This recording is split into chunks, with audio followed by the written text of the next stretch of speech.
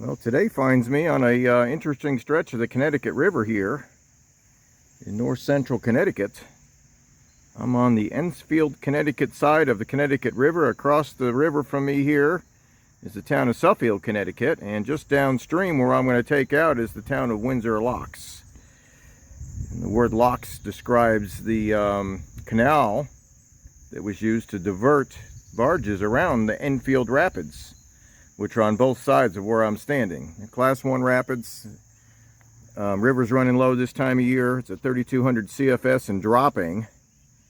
It was at 4,000 CFS a few hours ago, but the upstream power generation at hydroelectric facilities, or lack thereof, affects the water level this time of year when there isn't a lot of rainfall running off to bring it up and down quickly. So I believe that's what's going on today. It could be a little scratchy, but we're going to give our best to explore this area. This has been on my wanting to explore list for a few years now. We got the good weather. Water level, we'll see if it's manageable. If it's a little turns into a canoe hike, then so be it. It's only 6 miles down to where I intend to take out. So hopefully there won't be a lot of hiking, but plenty of shallow water to see the fishes and turtles and whatever else comes into view. Another destination just downstream from here, and this is at the Kings Island boat launch in Enfield, Connecticut. And Kings Island is right across the river there in the center of your screen. It's about a mile long and has no development on it at the time. It was used in the past for homesteads, but it's been owned by a power company for quite a few years and is mostly wooded, with one canoe campsite on the east side of the island, which we might go explore. So we've got about 6 hours to do a 6-mile trip, including time to explore the ins and outs and ups and downs of that island. Anything else that comes into view. And after embarking on the Connecticut River at the Kings Island boat launch on the east side of the Connecticut River, just upstream from Kings Island, I saw what appeared to be flat water or still water upstream to the next set of rapids. So I'm going to get a few more miles than I planned, because it was possible to paddle upstream to the next set of rapids. So we've come up probably 3/4 of a mile. Way off in the distance is just the tail end of the Route 190 bridge. You can see just one abutment there.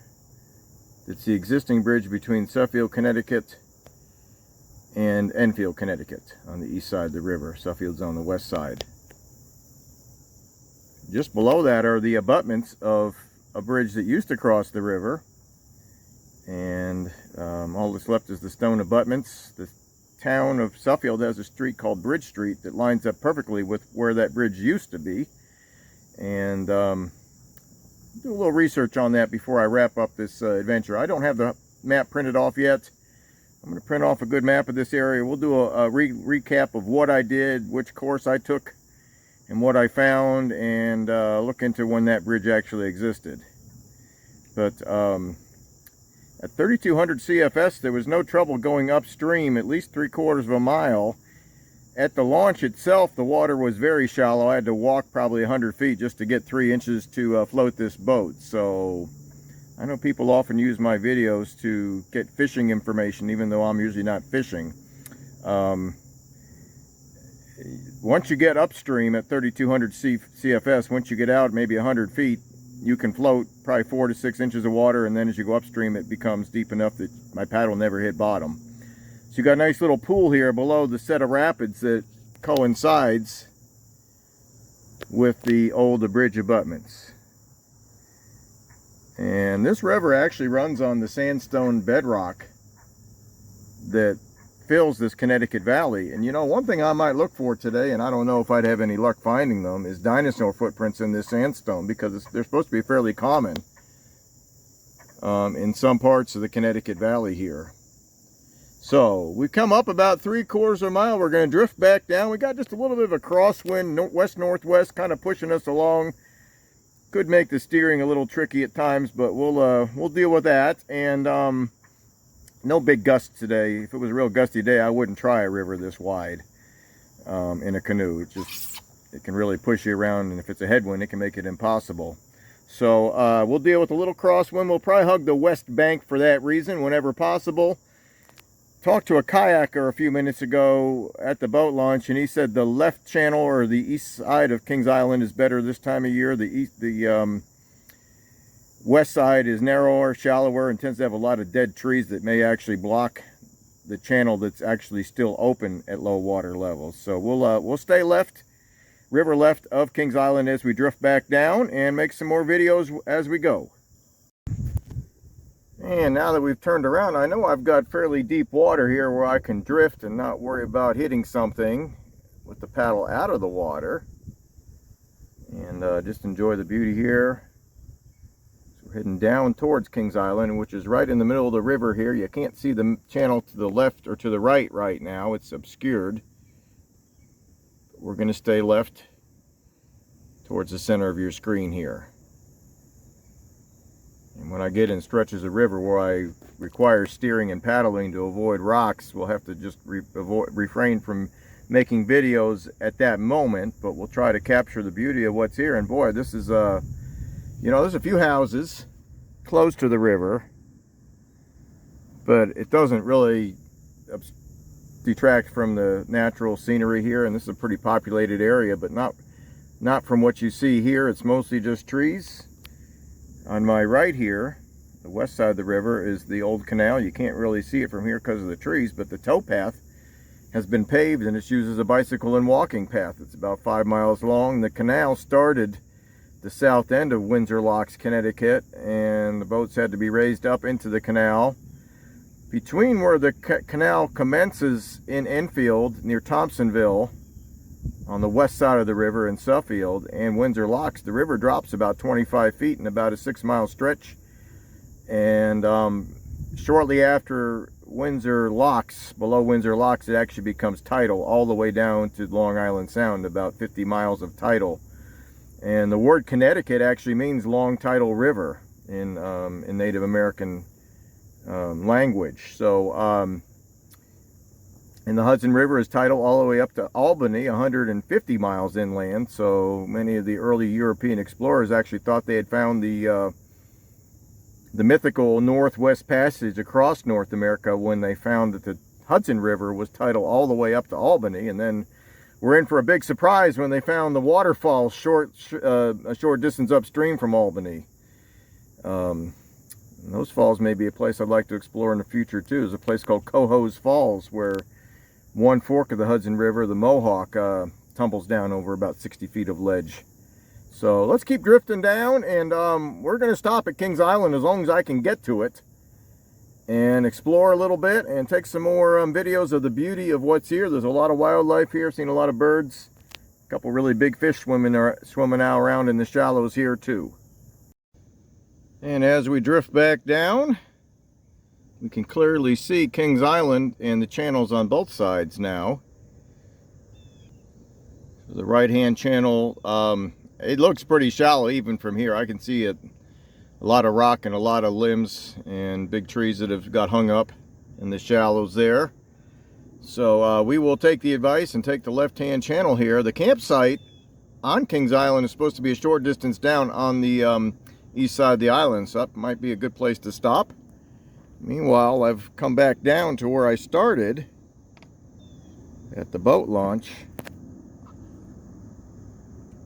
Right here, it's called the Kings Island Boat Launch in Enfield, Connecticut, just off of Route 5 on a side road. Plenty of room to park there. Again, pretty shallow, so wouldn't be for anything except a canoe, kayak, or a flat bottom boat that doesn't need a lot of water to float at this level.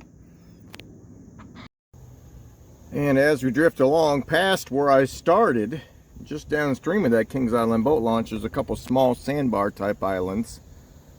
Could be underwater at high levels. The north end of Kings Island, I couldn't really get close enough to it to video, but it actually has bedrock ledge there, layers of sandstone, maybe 50 feet thick. So it's a solid island. It would always be above high water mark. At least most of it would be. So we're drifting along, doing okay here. A couple shallow spots.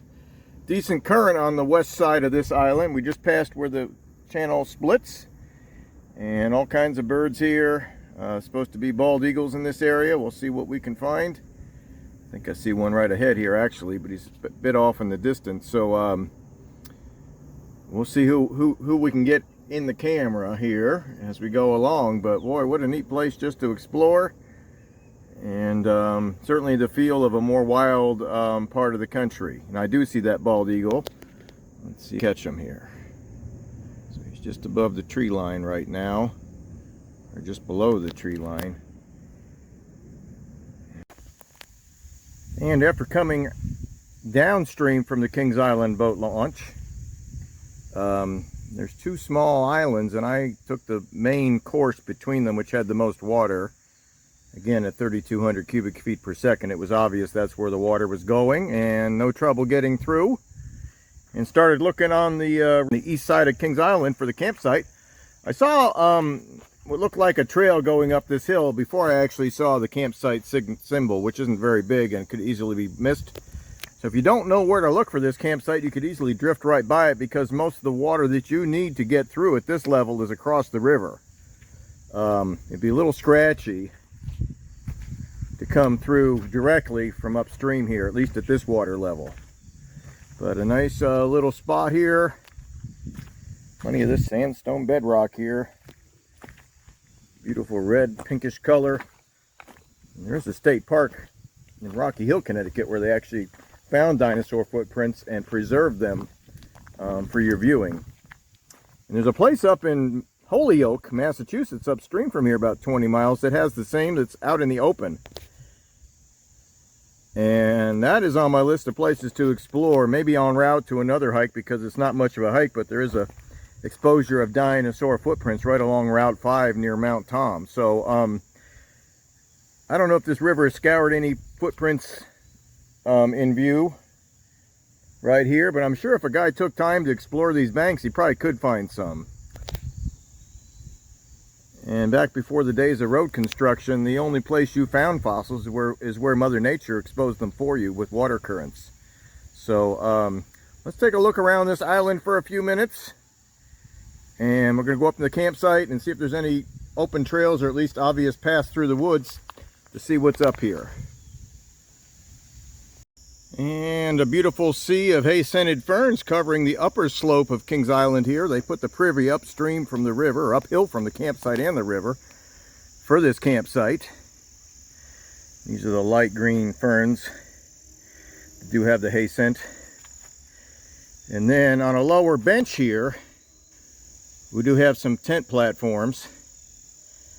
Probably because of the fact this could be muddy after spring thaw when the river's much higher. So plenty of tent platforms there, and plenty of open woods for us to explore. I'm going to head up towards the point of that island, the north point. There was a cliff there that might even actually have a viewpoint. These are open woods. I can easily walk this without a trail. We'll go as far as we can. I don't want to allow too much time on the island because I've got some distance to cover still, and need to be off the river by about 4 so I can complete the shuttle. And the slopes of this island, which aren't very steep, gradually increasing in elevation, awash in this hay-scented fern. A lot of black birch back here. None of these trees are terribly big.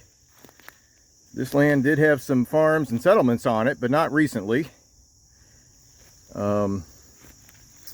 And changed owners several times over the centuries. But plenty of black birch back here, a little bit of tulip poplar. It's pretty good soil here. A nice big red oak back there. And just an interesting place to explore. And if you scramble up the hill from that campsite, I showed those open woods full of ferns. Closer to the east side of the island, there's some views through the trees to the part of the river we just came down. And plenty of upland trees here, but it would be difficult to ascend this island right here. It's quite steep. So the north end of this island has almost has cliffs in places, and at the very north end there is a cliff. We'll go up there and take a look at the view from that cliff. And about a 10-minute walk north from the Kings Island campsite with the platforms, we come to the north point of the island. There is an unofficial campsite here. I'm not going to record it because it's a little untidy. But what a great view. I saw these cliffs as I was coming downstream. And now we've got the view from the top. We're probably 40, 50 feet above the river here, looking straight down at the channel to the west side of Kings Island, which as advertised is very low. Probably would have turned into a canoe hike, I don't know for how long. And I was actually considering going down the west side, so I'm glad I ran into that kayaker who advised me otherwise. But a great view of what we've done so far, which isn't a lot of distance, but just doing some exploring. Straight north is that long, fairly deep pool above the Kings Island boat launch. You can see the Route 190 bridge about 3 miles north of here, 2 miles north of here. And I paddled almost up to that bridge to some old abutments in the river just below it. So that's where I turned around and started drifting back south. I'm going to get back in the boat. I'm not going to try to get on the island too many times because of time restrictions today. But I'm glad I got to see a little bit of it, and I can see that the woods are open. So honestly, I could have paddled over here, turned around, went back to where I started, and not even done the trip down to Windsor locks. But that's my plan for today. I'm not going to change it. But perhaps in the future I could do a more thorough explanation of this island at this water level, where I could paddle over here and just turn right around and go back, because the current wasn't strong enough to prohibit upstream paddling to that boat launch. It just wasn't strong enough to stop me. So this is as much of the island as I plan to see right now. We might poke around a little bit more if I see an obvious trail from the east side of the island on that branch of the Connecticut River. Well, let's continue on. We got about 4.5 hours to do some more exploring between here and the Windsor Locks boat launch. And after re-entering the Connecticut River at the campsite on the east side of Kings Island, I could very shortly after that hear the sound of gurgling water, which means often shallow water. So it's a wide river here, and the water is evenly spread out. There's no obvious chutes where most of the water goes at this water level. So I used my ears to help me avoid the gurgling sound, which would indicate where the water was extremely shallow. And I hugged the west side of this channel along the east side of Kings Island here, and I succeeded to avoid getting hung up. I hit bottom once or twice, but it wasn't a hard hit. The boat just kept on going with no damage. It was just a little bit of a slide across a smooth rock. A lot of these rocks are covered in this algae here. And man, I'll tell you what, there's some big old carp hiding out in these shallows too. Be prepared to be scared, because they're bigger than your paddle. And they'll startle you. And interesting fish nonetheless. So let's take a look at these shallows here. This went on for at least a half a mile. We're getting just a little break where I could pull over, and then there's a railroad bridge just below here with more shallows as we enter that area. And I believe below there it gets more sandy and less rocky. But this east shore of Kings Island is all red shale and sandstone. And I have been looking for the dinosaur tracks. Haven't seen any yet, but there's plenty of places where you could look here if you were so inclined, because the river exposes new bedrock every time there's a high water event. So we're going to keep paddling on, trying to avoid the shallowest areas and keep the boat floating. We'll probably stop down around that railroad track, which is about our halfway point, and see what there is to see. And the one of the original names for the Enfield Rapids was Enfield Falls. And you know what? We got a lot of little 6-inch waterfalls. This is running right over sandstone bedrock here, and there's little chutes with bedrock on both sides. So shallow enough that I've had to walk maybe for 10 minutes total between the campsite on Kings Island and just below this railroad bridge. I could have gone for the deeper water, but it also looked like it had a lot of standing waves and a lot of velocity. And when things go wrong, especially when you got some gear in the boat, you can lose some or all of your possessions. So I opted for the shallower water that looked a little less rough. And if I was just in a kayak with no gear, I probably could have gone through those standing waves without risk of losing my possessions. So had to do a little walking at 3200 CFS. I'd say 6 more inches in this river, and I'll get the gauge reading in feet when I'm done the trip today. Would make it very easy to get through this without it being too pushy, but not too scratchy either. I'm glad I had a chance to do it today anyways. Good weather days get harder to find. In the fall, we get a lot of wind sometimes. So let's keep paddling. We're about halfway there as far as miles go. I think the worst of the rockiness is behind us. This railroad bridge is quite spectacular just because it's all rusty and the piers are weathered, and those types of scenes make for some great photos. And I know there's one in the Susquehanna River in a similar spot like this, a shallow area where there's dozens of stone arches across the Susquehanna River just above Harrisburg. I often thought that'd be a nice place to paddle someday. So we're going to keep drifting along. We're going to get towards Windsor Locks in a minute here. There's some more development along the shore. And I'm going to try to get back to the other side of the river where there's a little bit less of a crosswind if I can get deep enough water to traverse back over. And we're coming into view of Windsor Locks. We've got 2 bridges here. We've got one for, I believe it's Connecticut Route 140. And about 1.5 miles below that is Interstate 91. And about a half mile below 91 is where the Windsor Lock boat launch is. It's not run by the state of Connecticut. It's considered private land, but it is open to the public. Just they ask that you respect the request to park in certain areas, and that's clearly printed on the signs there. So pulled over into a real shallow area here. This is so shallow and lacking in velocity here that there's plenty of grass. I believe this is called eelgrass, and some other types of algae here that are keeping my boat from blowing across the river. I'm just kind of sitting here in this shallow grassy area, and the resistance that the grass provides keeps the boat from blowing when we've got a pretty good breeze coming out of the northwest towards me right now, which is going to help us paddle along without much effort now that we're below the main Enfield rapids. I believe most of what's downstream from here is more sandbars than bedrock like we saw a few minutes ago. So we'll drift along and do a few more short shots and then start to shuttle back. And easy drifting with the current here as we go down from our lunch spot there. We're just about to go underneath the Connecticut Route 140 bridge.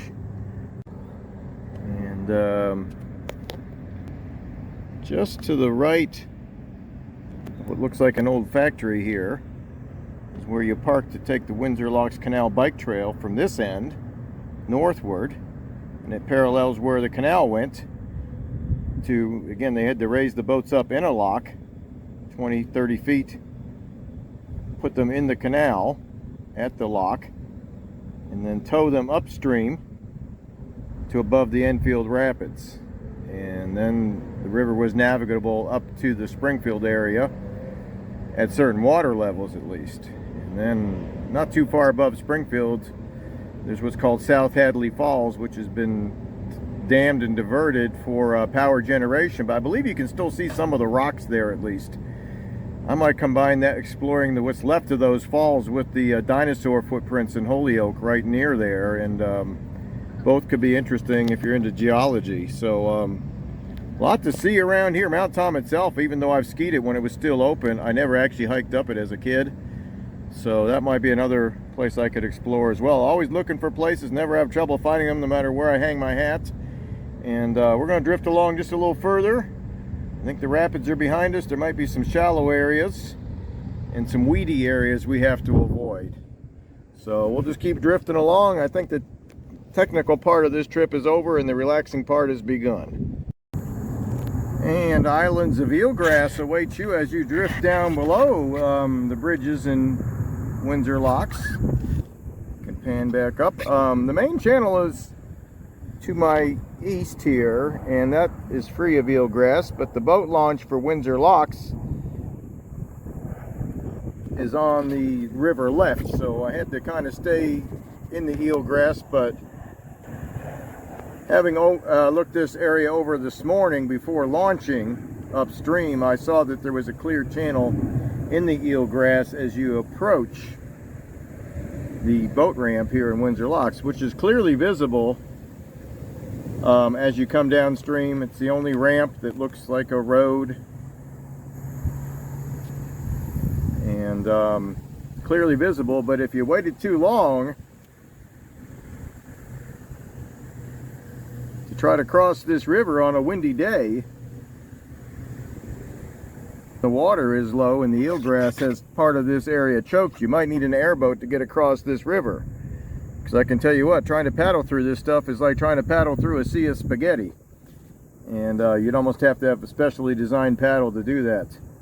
So at 3200 CFS, we'll convert that to feet on the Thompsonville gauge as well. That's the gauge I'm using for water levels on this trip today. It's just upstream from the Kings Island boat launch, so I knew it was pretty accurate. And it's the only gauge in this area. At Hartford, the river becomes tidal, so you have to get the nearest gauge upstream from you to get an accurate idea of how much water is coming your way. We're going to get out here. We've got the bicycle with me today to do the shuttle. I might have a little extra time to ride up that Windsor Locks Canal bike trail. That would add some miles to the shuttle, but I think I have the time to do that. So I will review this whole trip on the map when I get home, probably in a couple days here. I'll show the shuttle route I decide to take on the bicycle, and what part of the river I paddled on, where I found hazards, where I found clear channels, and write down the gauge reading as well as the CFS, or cubic feet per second, at the start and finish of this trip. And let's put the wraps on our adventure on the Connecticut River last week. Since then, the river has come up. Many of the rivers in southern New England have come up. We've had between 2 and 7 inches of rain, even more in a few places. So this waterfall has been on my list of places to explore, but I needed to have some water to come over it. This is at the Sheep Farm Park in Center Groton, Connecticut. And after that adventure on the Connecticut River, I printed off the maps. I had to use the topo map and splice it together. The other maps that were available either had to be purchased and sent through the mail, or just weren't printing off as the way I wanted them to. But there's plenty of maps available for Connecticut River for purchase, but none are really downloadable in a PDF where you can print it off yourself. And that makes sense. You know, they have to fund their efforts to create these maps, and they can't give them away. So anyways, I got them 4 or 5 little topo maps spliced together here behind this waterfall. Let's take a look at them, review what we did last week.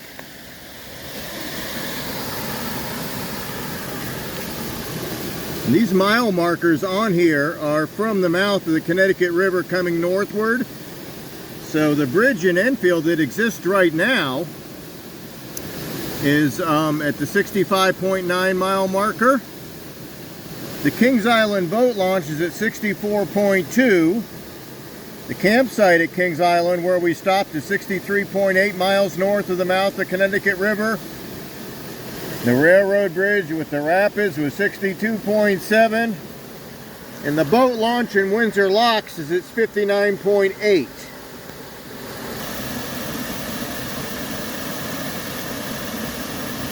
So what I'm going to do is review the route I took and the gauge reading. We started that day, it was on August 31st at 3200 CFS on the Thompsonville, Connecticut gauge, just north of the put-in. It's reading 3200 CFS, but dropping. That converts to 7.55 feet. Time I got done at 3 in the afternoon, it had come down to 2800 CFS, and it dropped about 1/10 of a foot. We went upstream as far as I could till we got to the next set of rapids, which I've shown is the The wiggly green lines are rapids that I was aware of on the river that day that were visible at that level. Where I turned around actually happened to be where a covered bridge had crossed the river. I had to look that up, but the old stone foundations were there, not much left except the foundations. But that actually looked like this back in the 1800s. It existed for 70 years, from 1832 to 1902, and then was destroyed by a flood. And quite a story behind that too. Somebody was actually on the bridge when it washed away, and they were rescued as the bridge floated down the river. Anyways, we went up about almost a mile, the 65-mile marker, turned around, came past the launch at 64.2, came down to 63.8, made a little loop that I'm showing in red around the north end of Kings Island, and then we got into the rapids, and I had to kind of avoid the shallowest areas around Kings Island, and eventually had to get in some shallow water to avoid what I thought could be water that could upset or cause the boat to breach. Didn't want to take too much chance with my bicycle in there, even though I had it roped in. But the railroad bridge where the rapids were was at 62.7, and the red line shows about the route I took to avoid the roughest water, which wasn't that rough, but I didn't want to take too much risk.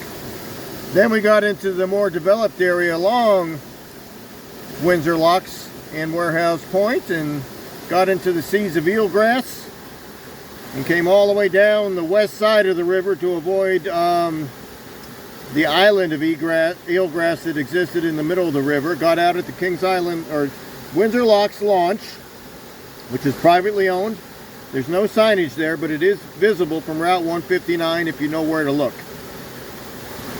And then the red line shows my shuttle route, which was basically riding the bike up through Windsor Locks, dog-legging over onto the Windsor Locks Canal Trail, which is paved. Went all the way up to the Route 190 bridge in Enfield, and then came right back down some side streets to the Kings Island launch. I could have done a shorter shuttle route, but I had the time to do that, and it was very scenic, and I saw a lot more of Kings Island itself from the vantage point of the west side of the river on that towpath for the Windsor Locks Canal. So quite an adventure it was. Got plenty of water in the ground now. We'll try to get in one more paddling trip before it gets a little too chilly.